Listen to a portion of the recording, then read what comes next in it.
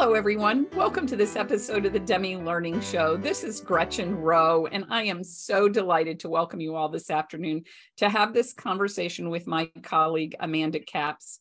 I'm going to let Amanda introduce herself in just a moment, but I want you all to know that this is something that we're going to talk about today, about your homeschool philosophy that may be enlightening, it may be game-changing, it may be things you've never thought about today. Amanda and I were laughingly saying this might be a little bit of a therapy session for you. It's definitely one for the two of us, and we're looking forward to having this conversation. As you all join us today, please know that I will be monitoring the Q&A, so if you have questions, don't hesitate to put them into the chat. We're here to answer your questions. And the reason we do these things is to see that you have the best experience on your homeschool journey possible. Amanda, I'm going to let you introduce yourself. Thanks, Gretchen. I am thrilled to be here. I am Amanda Capps. I am a second generation homeschooler, which I like to say gives me an unfair advantage. I am currently the homeschool mother of 8. I have graduated my oldest. My youngest will be turning 3 next month. And I have every age in between. I have an even mix, 4 girls, 4 boys, but not in that order, of course. I'm married to a first responder, so that adds a fun dynamic to our lives and our schedule. But I feel like at this point, I'm pretty much a professional homeschooler. Absolutely. And I love the fact that Amanda is always up for a challenge and willing to have these conversations with me. And I think you all benefit from her willingness to join me today. I am no longer a homeschooling mom, and it makes me tear up just a little bit to say that. We graduated our last one, our 6th child, 2 weeks ago. And now my journey changes, and I'm excited for what the future is to come. And I'm looking forward to continuing to support homeschoolers as they journey through the adventure of their children being at home with them. Amanda, let's start with talking about being the Pretzel Mom. I think I had this conversation about 8 times in California this past weekend. And I think it's really important for us to say at the outset that while our children's learning styles differ, when we try to meet every obligation for every child, we're going to be exhausted. So can you talk a little bit about that? Absolutely. So I think in the homeschool community, there is this idea that we are going to find this unicorn curriculum that is going to instantly work for all of our varying ages, all of our different learning preferences, all of the things. It's going to meet all of the needs, and it's going to be enjoyable and fun for mom to teach. And we're going to wake up each day and we're going to put on our Mary Poppins smile, and a spoonful of sugar makes the medicine go down, right? But the reality is, a lot of times it's really more about being really good at the core and then building around that. And one of the things that I do like to talk about is the fact that your oldest children are the most important and the biggest part of your focus, because they are the children you have the least amount of time left with. And so we need to look at that. And then, so think about a jar, think about your big kids being your big rocks. Think about extracurriculars and younger children kind of sifting in and fitting around those. And that's really kind of where your focus, needs to be. And then as far as specifically looking at, at philosophy, you need to pick a curriculum that's going to fit your lifestyle. So, if your focus is a lot of extracurricular activities like sports and music and field trips and things like that, that's going to leave a lot less time at home, to devote to studies. So we need to take that into consideration.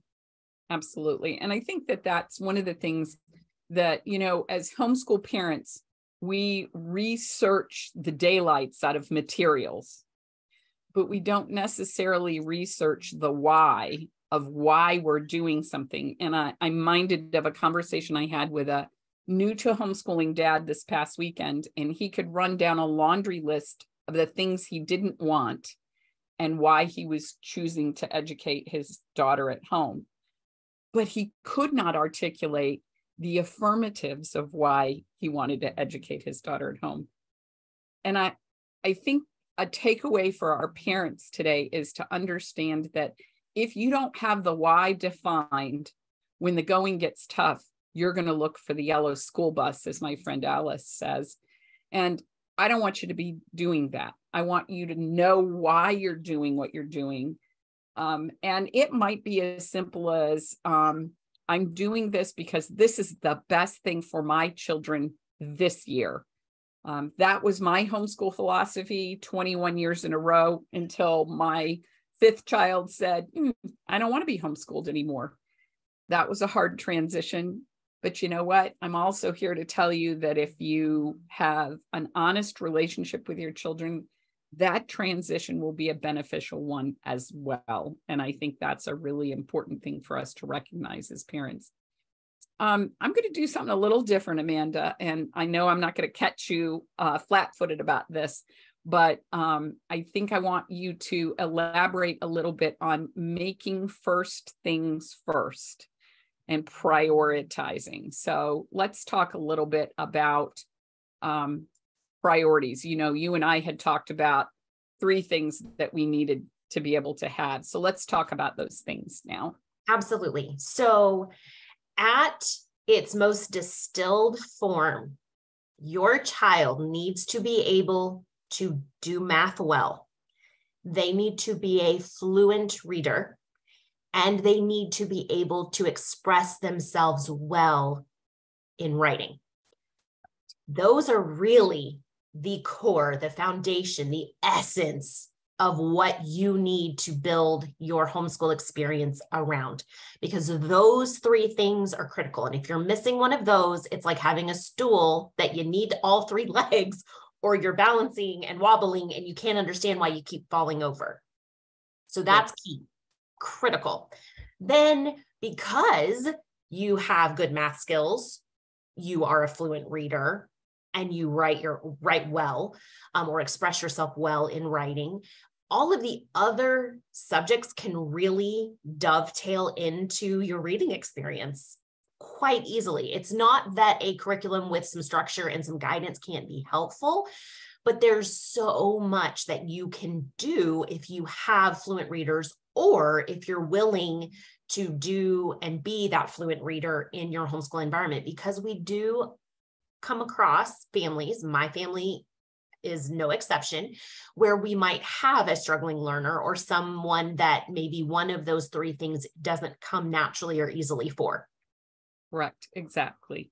And I want to say at the outset, Amanda said something really important. Your child needs to be able to learn to express themselves, but it doesn't mean they have to put this thing on the paper until they are 8 or 9 years old. One of the things that we forget as parents is you don't need a pencil to learn to read. But then we turn around and we're like, okay, now you can read. So I want you to express your thoughts. And the truth of the matter is the bones in our children's hands aren't even complete in their growth until they're 10 or 11 years old. So as a parent seeking to get a child to put their thoughts on paper, your cell phone can be one of your best allies. Open up an email, open that email up and hit the talk button and say to your student, tell me your story. And what you're doing there is you're creating in that interaction a first draft. And then you as the parent and your student collaborate together in a writing experience. And that is a huge game changer. So I want to make sure that as Amanda outlines those 3 things that we think are the highest priorities, math, reading, and compositional writing, we don't strike fear in the heart of parents saying, I have a 10-year-old boy who won't even pick one of these up, because the truth is there's workarounds for that. And I think that makes a tremendous amount of difference. So now what I would like to do, Amanda, is to talk about the difference between school and home education. This is where my unfair advantage comes full force, because I don't even remember the preschool class that I attended in Oklahoma back in 1980 something. But my parents very quickly realized that that was not the environment in which they wanted me to be educated. Because of where we lived geographically, it was going to mean busing into an inner city school, and they were not excited about that prospect. And my dad met a gentleman who had 5 daughters, and they were homeschooling, and had a conversation. And my dad was very intrigued, went home to my mom, and my mom was like, "My mother is a teacher. What are you talking about?" And that's kind of where our homeschool journey began.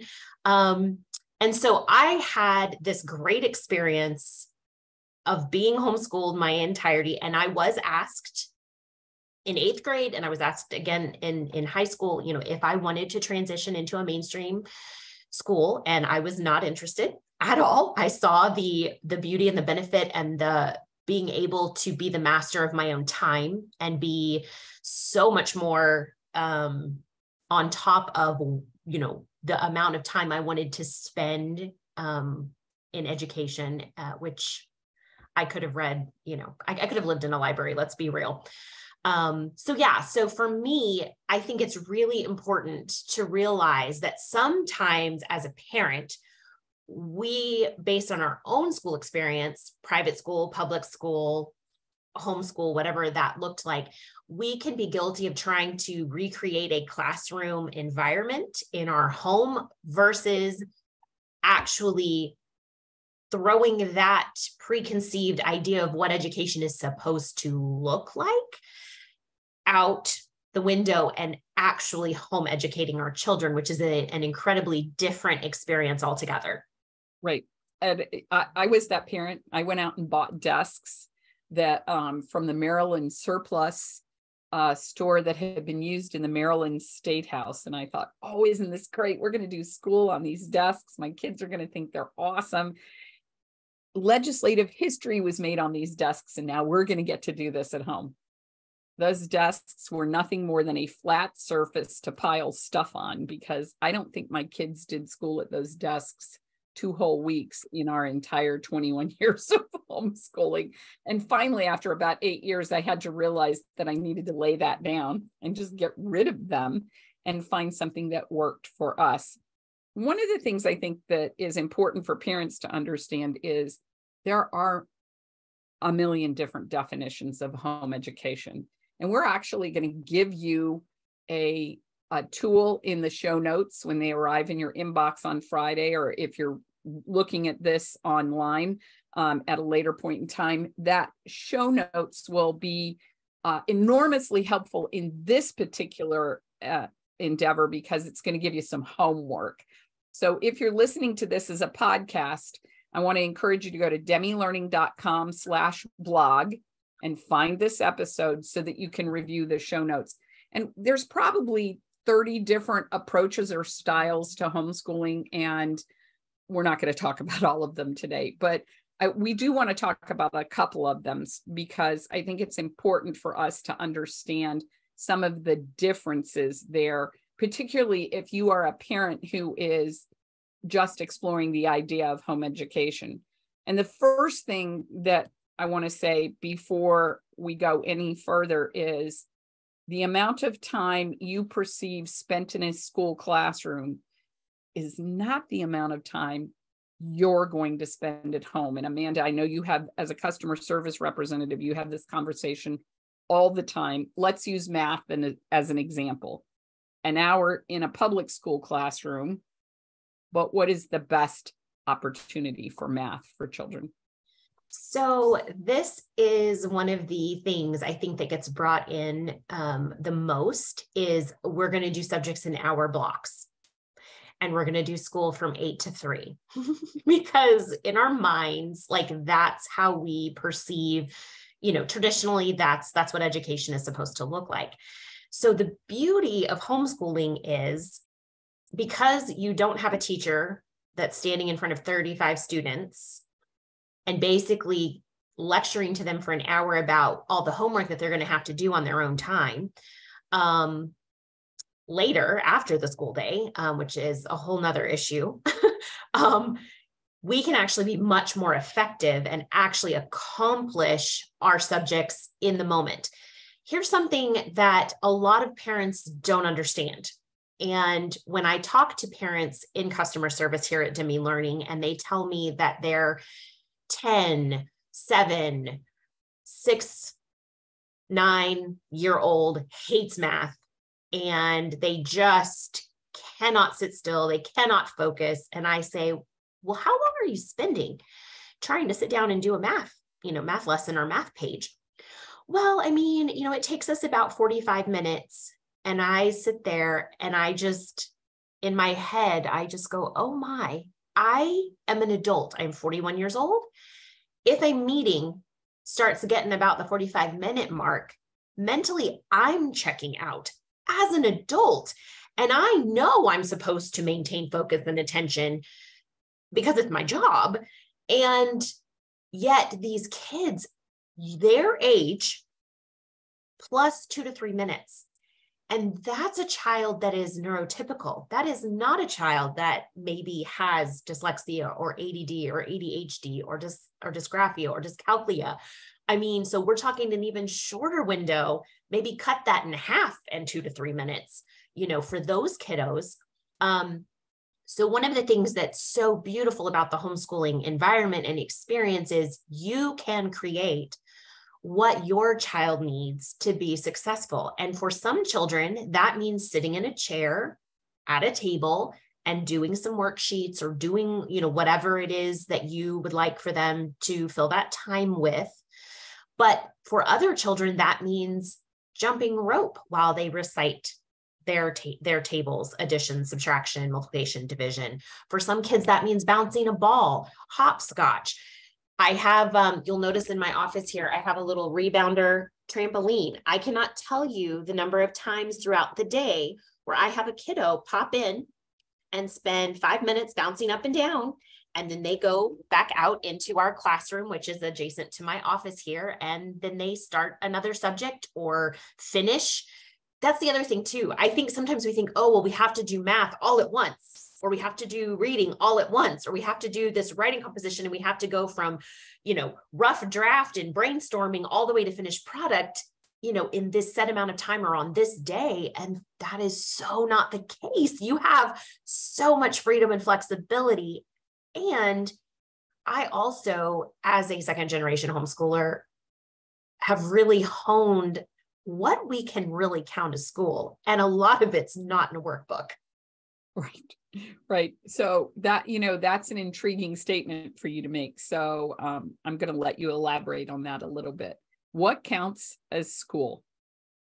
So anytime there is collaboration and anytime there is learning, that counts. So if I send my daughter and my son upstairs and I want them to make a meal and I want them to double a recipe, because let's be real, there is very few recipes on the face of the planet that will feed a family of 10 if you make a single batch of it. And so typically we are doubling, tripling, or quadrupling a recipe. That's fractions. That's them collaborating. Both of those children are dyslexic. So what we have learned is we have to read the recipe all the way through.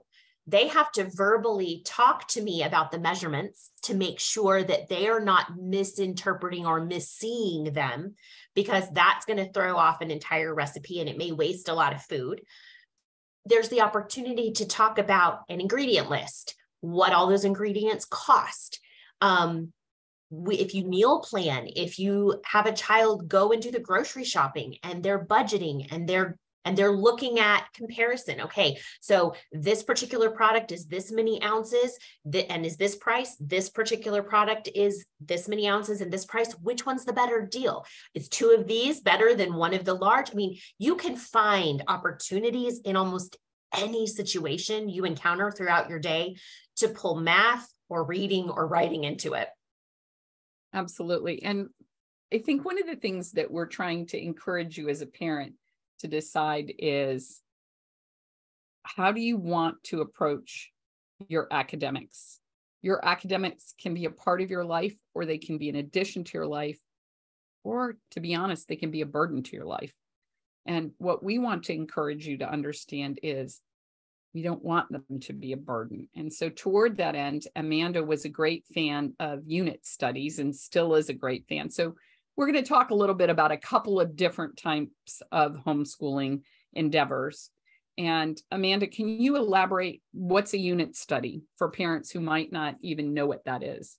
So unit studies are a great way to engage multiple levels of student all on the same subject, but at their level. So things that go perfectly into unit studies are history, science, and things like that, because you can cycle through, because you're always, geography, history, world, and US. You might do a state history unit. So there's a lot of different areas where you can take a unit study, and that's really helpful. And you can incorporate great books into those. I personally love Knotgrass history. It's been one of the best history programs that has fit into our, family and our lifestyle. I love that it's literature based.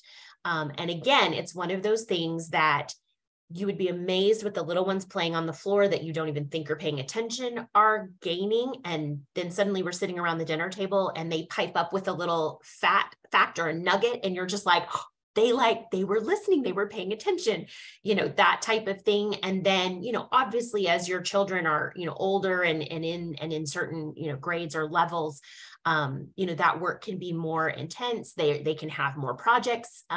My kids especially like projects where they, get to do cooking, or, it's pulling in, poetry or music from that era, or, just whatever it is. So unit studies are a great way, again, to have multiple student levels, but teaching the same thing, and then just kind of individualizing the difficulty based on their age. Absolutely. And in our family, we did some unit study work, and I have fond memories of some of the unit studies we did, where I would have a middle schooler who was doing a rather intense history. And so I would go to the library and find an elementary school book that spoke about that same history lesson. So that's what we're talking about as far as balancing. But I have to tell you, I was a classical homeschool parent, and we did a lot of work. My kindergartners, my first graders did 7 subjects every day. Was their education dynamic, amazing? Did we learn an enormous amount? Absolutely. But I can also tell you, looking back, with my eldest daughter being 37 and my youngest being 18, we could have done half as much school, had twice as much fun, and my kids would have been equally well educated.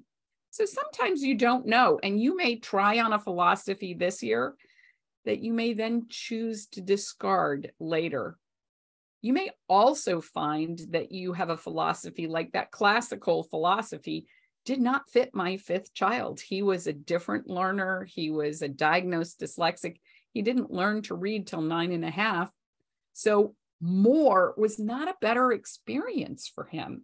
And here's something that I want to say as well. When your kids get to high school, the best, most attentive high schooler has about 4 hours of attention in a day.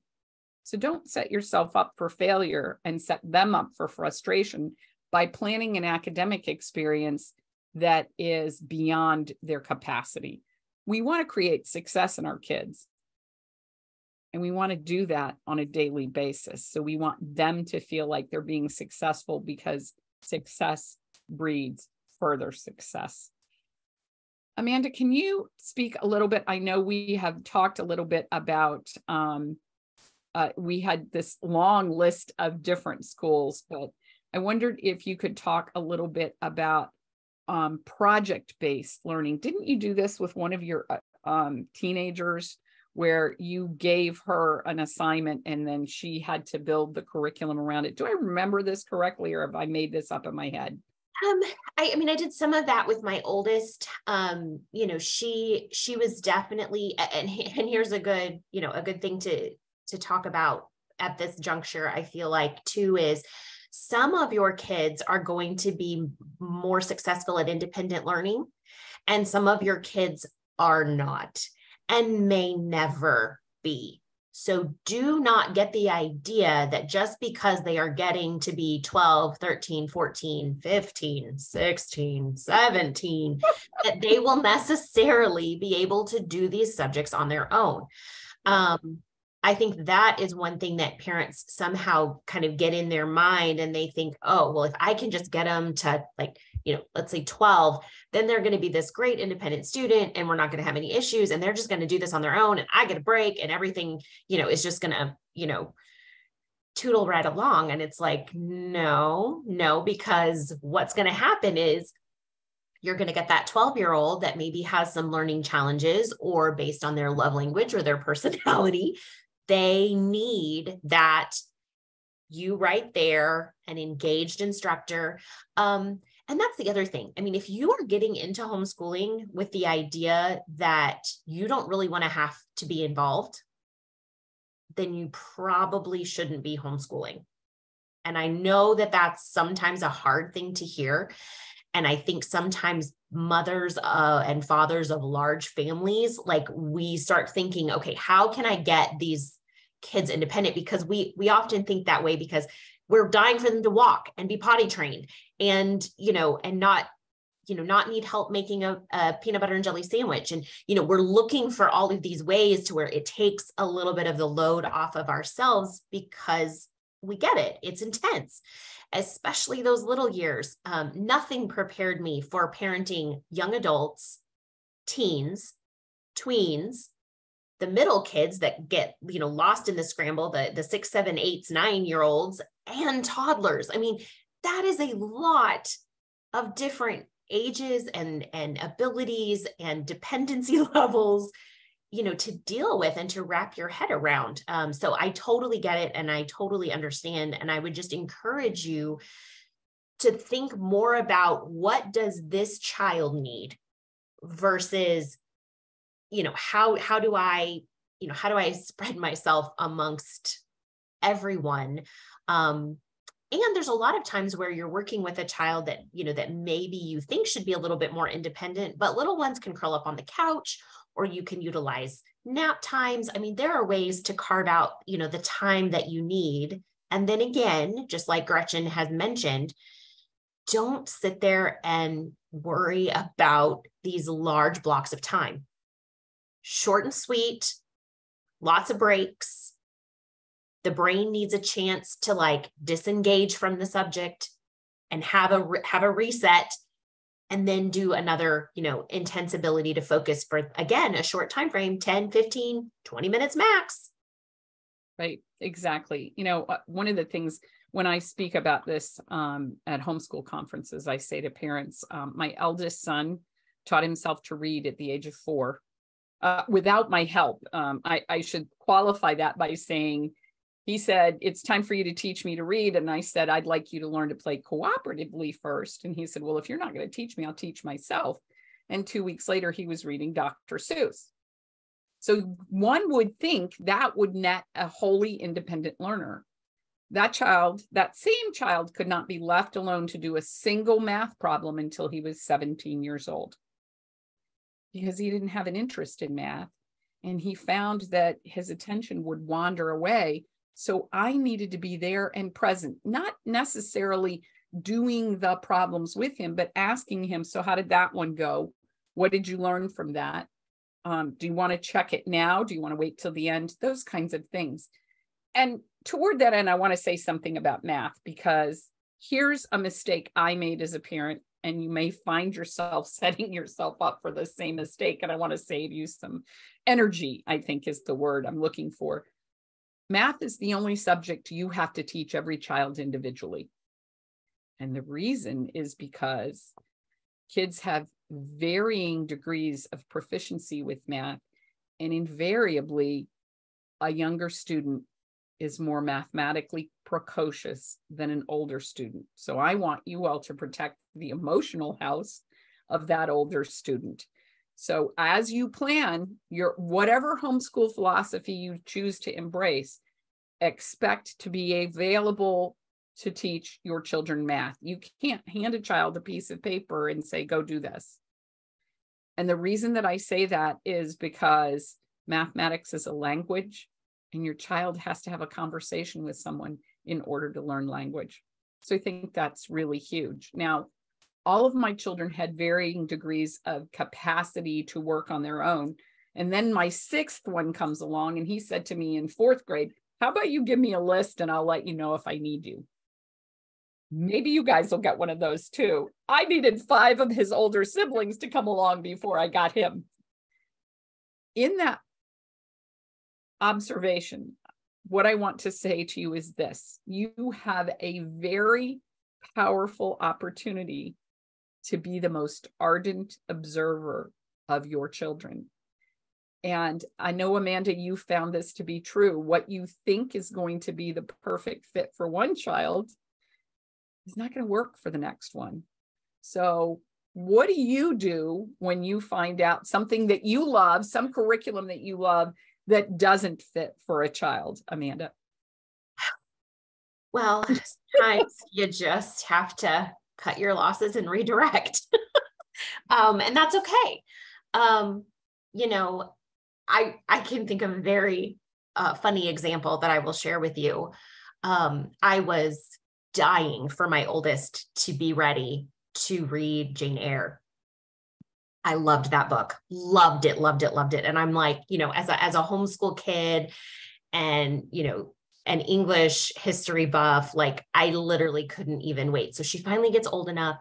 I give her this beautiful copy of Jane Eyre, and I'm so excited. And I'm like checking in with her, and she wraps up the book and she comes to me and she's like, you know, it was all right. And I was like, what did you think about it? And didn't you just love? And I'm like, and she's like, well, I mean, he was kind of old enough to be her dad. And it was just, I don't know, like he was kind of a creeper, Mom. And I hated. I was like, wait a second, Mr. Rothschild was the hero. He loved her. He adored her. What are you talking about? So all that to say, there may be situations in your homeschooling journey and in your experience where you get really excited about them watching a certain thing or reading a certain thing or pursuing a certain subject, and they're just not gonna love it the way that you do. And that's okay. Even if it is soul crushing. Well, and you know, the truth is we want to create independent thinkers. That's why we're doing this. But when they think independently, then we're like, how dare you? That's so difficult. So if we tell you nothing else to take away from this conversation today, if you anticipate that when it happens, then you won't be disappointed. And I think that really is the important thing for us to talk about. Amanda, we had talked a little bit about different philosophies, and I would love for you to talk a little bit about unschooling. I know we talked about this, and I think it's important for us to define this because I know it sounds like an enormously attractive proposition for a lot of parents. So in the era that I grew up, unschooling was not didn't have a positive connotation associated with it. A lot of times, you know, those were the families that weren't investing in a curriculum. It was kind of just chaotic, and whatever your kids wanted to do from sun up till sundown, and there wasn't a lot of structure or organization. And I think a lot of like the classical and unit study and the, you know, the Bob Jones and the Abeka moms, like they all kind of looked down on that as, okay, well, they're not really like educating, and we don't want them to give us a bad, you know, name overall to the homeschooling community. What that has evolved into at this point is more of a family dynamic where it's more student-led learning. There may or may not be, you know, the focus on actual workbooks or worksheets. There are lots of free curriculums out there, you know, Good and the Beautiful, and others have really kind of come alongside and provided just, a here and there where mom wants to pull, something, then there's something to do. But it's really, or my understanding is that it's really more about letting the child choose and direct what they want to learn about, and in their time frame, and not really pushing specific subjects or content at them, but letting them kind of develop their own interests, and go with it. And truth to be told, Amanda, when you were back in the educational phase of your own education, Mother Google wasn't a thing.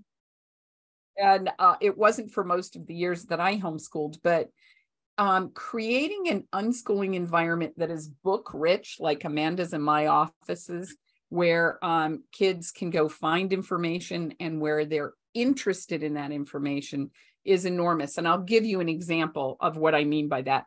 I had a conversation with parents who were pulling their high schooler from school because he had an IEP and the IEP needs were not met year over year for a couple of different years. So the parents were, first of all, they were feeling consumed by the fact that they had missed information. And I want to absolve all of you of feeling guilty about that. You make the best decisions each year for your children that you can. And sometimes you're going to make a stinker decision, and don't let that overwhelm your decisions going forward. Just recognize, well, here's an opportunity for me to make a different decision. And that's enormous. But this young man, they were trying to figure out how could they create interest in a 15-year-old whose interest had been totally driven out of him by his public school experience. And so we sat down and talked for a while, and what we fell to, I'll shorten this story, is he has an interest in learning to play the drums. And so I said to his parents, well, that would be math, because you've got to learn the difference between a whole note and a half note. That would be history, study the history of drumming. That would be research, who are the best drummers? Why are they considered the best? That would be geography, where are different kinds of drums made? And all of a sudden you could see these parents who were less than enthusiastic about feeling like they'd failed their child and seeing that as an open possibility. And that would be the potential of an unschooling environment, where you create a rich opportunity for your child to go in different directions and learn things that consume them and interest them. That also goes along the lines with a philosophy of homeschooling called delight-directed learning. And I think that's something that parents should take a little bit of interest in as well, regardless of what philosophy you choose. Because if your child is learning about something that really interests them, even if they have a learning challenge where that high interest meets that opportunity, they're going to learn an enormous amount. And that makes a lot of difference. Amanda, we had some great questions. And so I wonder if I could turn my attentions to those a little bit and see if we could talk about some of the things that parents asked us. And so asking, does your current style align as you transition kids to high school? And I know that I had to change some of the things that I did. We stepped away from that classical model of education when my kids hit high school, and we started more into that delight-directed learning. What did that look like for you? So the first thing that I would tell parents as we approach those, upper middle school and high school years is, this is a really good time to take a look at your graduation requirements for where you live, your district, your county, your state, whatever that looks like. Because if we don't know what we have to hit and what we have to accomplish, we're probably not going to get there. And that could be a problem when it comes time to, hand over a diploma and launch a kid. And that's definitely not something we want to find out when they're 16, 17, 18 years old. And, we need to be ending our journey. One of the things that I think is super important, I didn't do a lot of this in my own experience. And so I was aware of it going into it with my daughter's experience. And as she was starting to apply to colleges, they are looking for a well-rounded student. I think a lot of times as homeschoolers, we tend to really hyper focus on academics, and we don't necessarily look at the community service and the outreach opportunities and internships and discipleships and things like that, drama, music, the things that are very enriching that show a potential college or university, hey, this kiddo is a really well-rounded person. They've had lots of experience with clubs and organizations and serving and community service and those types of things. So definitely make sure you're getting a balance of both the academics and some of, maybe look for some of those interest-driven areas. Your child is going to have natural strengths. So look for opportunities to pull those out and enhance those in your kids. Here's the other thing. As parents, we have a real opportunity to either spoon feed and really control a lot of what's happening in that learning process, or equipping our kids that when they have an interest or they have a topic that intrigues them or something that they want to learn more about, giving them the tools to independently be a lifelong learner and go in the direction of, I want to learn about this. I want to know everything there is to know, and let them exhaust, that kind of themselves. Ideally, we don't want education to stop at 12th grade. We want that to really be the jumping off point, into their own journey, where they are then taking all of the tools and the foundation that we have provided in our homeschooling and in our experiences with them and them growing up in our family. And hopefully they're going to take those skills and be incredibly successful in whatever future they choose. Absolutely. And you said something there about consistency, and we had several parents ask this question. So I really want to make sure that we get this into our conversation about how do you strike a balance between consistency and flexibility, particularly as they move into the high school years, having expectations for content understanding, but also creating that flexibility so that they can guide their own academics. I think this really comes down to communication. There has to be some good communication and check-ins happening. There need to be, a lot of times I have conversations with parents where they're like, well, because they don't like this, they're giving me pushback or they're giving me attitude. And that can be very frustrating, and it can really start to affect the relationship, which is something we definitely don't want to sacrifice with academics, but there also have to be some natural consequences and some skin in the game. So I know with my student, she wasn't particularly fond of math, but it was like, you have to hit certain things in order to graduate. Like there are certain things we have to accomplish. And so I think sometimes helping them break it down and lining out very doable things, or even, it's funny, we use reward systems when we potty train, but they also work with older kids too. I mean, there are definitely things, whether that's, outings with friends, paying for your insurance, paying for your cell phone. I mean, there are ways to incentivize even older children that, hey, I'm going to put my involvement and my support out there, and then I'm going to expect the same from you. Like we have to work on this and be a team and be together. Again, I feel like consistency over quantity is imperative for success. I think an adjunct to that is don't move the goal. you might have to modify the play. So I'll give you an example of what I mean by that.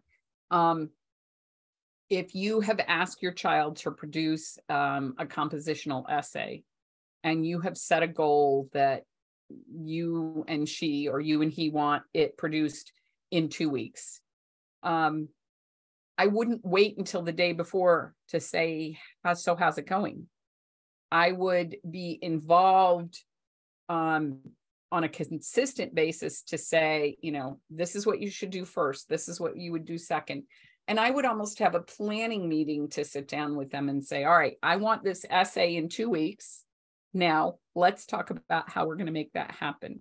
How do you want to choose a topic? How do you want to research the topic? Those kinds of things. Because sometimes I know I was guilty of this myself. I had expectations that were unrealistic of my children. And that might have been born from the fact that I'm an only child. I'm the daughter of good German stock. Yeah, I was born a tiny adult. So you always do it because I said so, yeah. Instead of recognizing that I needed to teach my kids how to set a deadline and then work backwards from that deadline. I often tell this story about a friend of mine who never wanted her kids to fail. And so she would move the deadlines so that her kids would be successful. And then they got to college, and that became an impossible thing because the college professors did not care. They set deadlines based on their needs and their parameters. And when her children didn't meet those deadlines, they performed poorly. So it's up to us to teach our kids those kinds of things inside the bounds of our households so that when our kids go out into the world, it won't be difficult toward that end. Toward that, I think it's also important, Amanda, I know you said this before, there was an enormous emphasis when you were a student on what your learning preference is. And we've actually done a webinar about this. So if parents really want to dig into learning preferences, that too will be in the show notes. But I want to talk about the downside of catering to a student's learning preference to the exclusion of teaching them to learn in all preferences. So can you talk a little bit about that? Absolutely. So I have 2 children, Eva and Cooper, and they are both struggling learners in that they are dyslexic, and Cooper is ADHD and Eva is ADD. So she struggles to focus, he struggles to sit still, and that definitely impacts their learning experience in a negative way sometimes. And so I could say, well, in that case, Cooper doesn't ever have to sit down or be still or pay attention. Or I could say, Eva doesn't ever have to read or write anything because her spelling's atrocious and spelling is always going to be an issue for her. And so I can just, no, that is a huge disservice to those students. I think sometimes when we recognize a child struggles with a subject or struggles with a particular function, the idea sometimes is to just take that load off completely and then not actually have them do that, when the reality is they are going to need even more consistency and even more support in those areas. And we can gracefully acknowledge, hey, I know this is hard for you. I know this is not your favorite. I understand that this frustrates you because you feel like you should be able to do this and do it well. But I love you, and we're going to get better at it the more consistently we practice it. And so let's work together. And again, it can be a short session, 10, 15 minutes max. Take a break, do something else, do something they, do enjoy, a subject that they are confident in, and then come back to it and work on it a little more. And what you'll notice is over time, even though they have to work harder than everybody else in their peer group, they're still doing it and they're accomplishing it. And you will have that trail of being able to look back and go, look where we started. Look at what work you were producing here, and look at it now. and it's gonna look different and it's gonna look better. And it may never be perfect, and it may never be at grade level, and it may never be something that they decide to base a career off of, but they can do it. And they have the tools and the support to do it well. Absolutely. And I think the key to all of that is what you said is don't negate the expectation, modify the expectation, and tell them that they're not in the boat all by themselves, but you as the parent are there with them. We have talked about so many things, and we've talked a little bit about homeschool philosophies, and I'm going to give parents a list with over 30 of them to explore in a little bit more depth. That's going to come as part of the show notes for this episode. But I want to, before we leave this episode, I want to talk about kindergarten, elementary, middle school, high school. What should our expectations be? I know, Amanda, in the notes, you said kindergarten should be keep it short and fun. Why? Because this is where we basically are planting the seeds, and we are cultivating hopefully beautiful flowers surrounding learning and that experience. You can really make or break a student in these formative years based on what you do, and how intense you are, and your emotions and your frustration, or just whatever. And so I think it's really important to just keep kindergarten very light, very fun, very student directed. You've got plenty of time.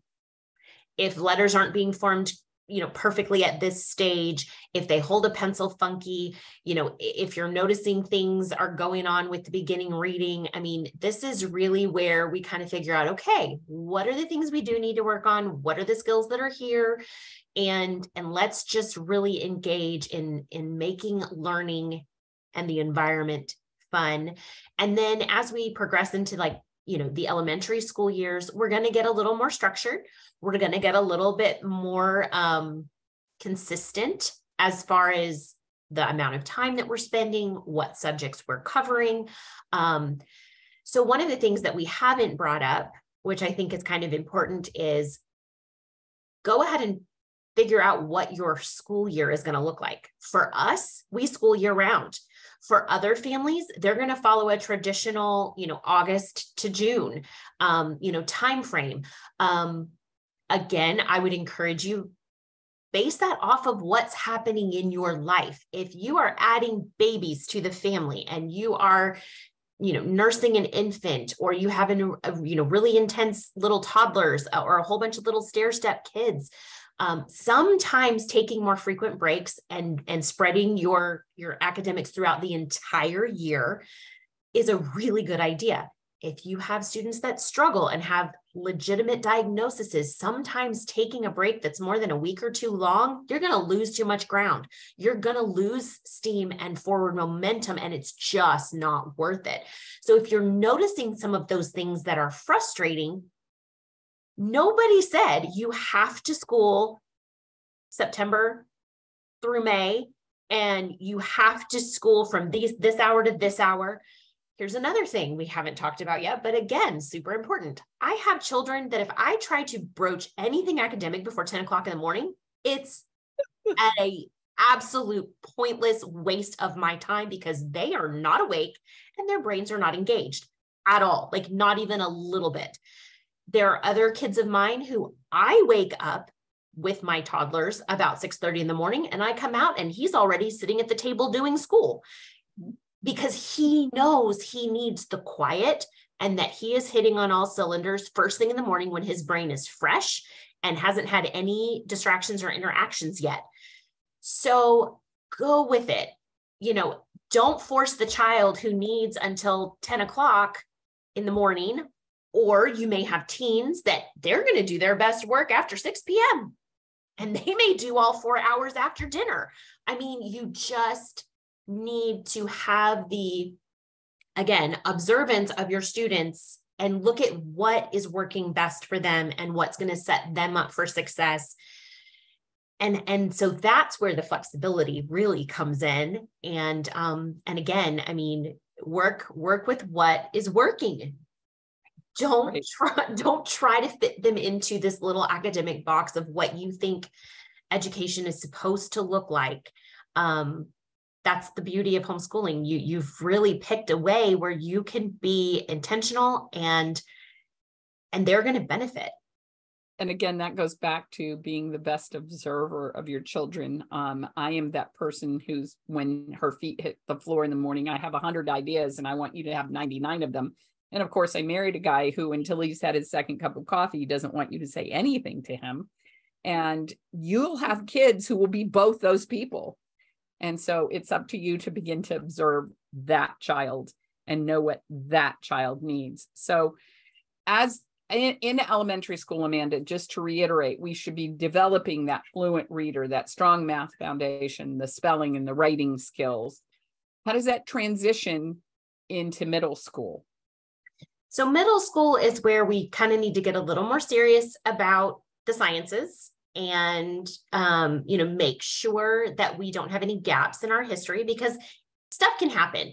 You might switch curriculums. You might decide, what, we're going to focus on, geography this year, and we're going to kind of put history on the back burner. Maybe we're only going to read, a few books that I pick on, some of the areas that we're studying in geography.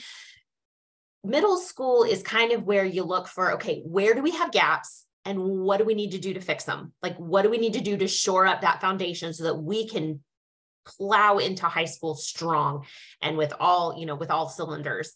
I think that's really important. And there's so many. That's the thing. I mean, like when I was homeschooling, there was such a limited amount of curriculum and options out there. And now it's almost it isn't almost, it is overwhelming. There are so many choices and so many styles and so many things. So again, look for curriculums that fit or tick some of the boxes for your student, and then also your environment and what's actually doable. If I picked curriculums that were very heavy on teacher prep and involvement, like I had to read several chapters before I started a lesson or something like that, that curriculum is going to sit on my shelf and collect dust. I don't have that kind of time, and I'm aware of that. So I pick curriculums that are open and go, that I literally can say, hey, you sit down in this chair. We are going to do this right now. And I'm going to open a book and we're going to do it. I call that open and go because that's just, I want to be able to just sit down and effectively plow through and let's get this done. And let's make sure we're getting it checked off of our list for the day. Right. So some parents are going to have smaller families. They're going to have more, time and more ability to, prep. And maybe they love to do a big lesson planner with all the pages and all the sections and the calendar. Ain't nobody got time for that. I do not have time for that. Well, I enjoyed that because it allowed me to organize my own thoughts. I can tend to be a little bit scattered. And so that was a way for me to feel like I had a bit of control. And if you see yourself in me, then you might find that to be to your advantage. With your high schoolers, I want to encourage you, having just graduated my last one. He's newly minted, still asleep, but he goes to work at 5 today. So we're not going to complain about that. You're going to need to start having dialogue with your children about what comes after high school. And I recommend that you start that dialogue in 7th and 8th grade. Granted, they are going to change their mind more often than you change your shoes, but having those conversations makes them think about what comes next. With my youngest, he had ambitious ideas as an 8th grader, and they changed totally by the time he was in 10th grade, and they have changed yet again by the time he has graduated. So the reason I tell you, you can homeschool high school. It's possible. As a matter of fact, I'm going to be joined by a dear friend named Alice Reinhart, and we're going to talk about creating a high school transcript and how you're going to homeschool high school. And that'll be upcoming in the next couple of months. But let me say this. If you're looking at a high school experience, hold it all loosely, because plans change, things change. And if you can practice that flexibility with your children, then they will feel free to be honest with you as their needs, their desires, their wants, and their goals change. And that's enormous. And it makes a tremendous amount of difference. Amanda, we're at the top of the hour, and I can't believe we have come to the end of this time. What would be your closing thoughts for parents? Wow. It's so, when you think about the whole experience and the whole journey, the days are long and the years are short. I cannot stress that enough. So, make the memories, snuggle and read poetry and drink hot cocoa, look for the times. They're not going to remember the times they're in a workbook. They're not going to remember the times that, everything was going into a dumpster fire of a day. Sometimes you just have to take a deep breath and say, okay, we got this accomplished, and that's all we got today. But everybody's alive. Everybody is, relatively mentally stable. And we're gonna try again tomorrow. And there's nothing wrong with that. So I would just encourage you to, really find the joy in the journey. Absolutely. The journey passes a lot faster than we believe it does.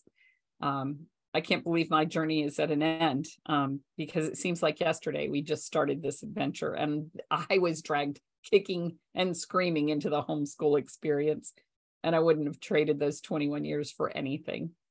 This is Gretchen Rowe for the Demme Learning Show. Thanks so much for joining us today. You can access the show notes and watch a recording at demmelearning.com/show or on our YouTube channel. Be sure to rate, review, follow, or subscribe wherever you may be hearing this, especially if you really enjoyed it. And we'll look forward to you all joining us again in the near future. Thanks, everybody. Have a wonderful afternoon.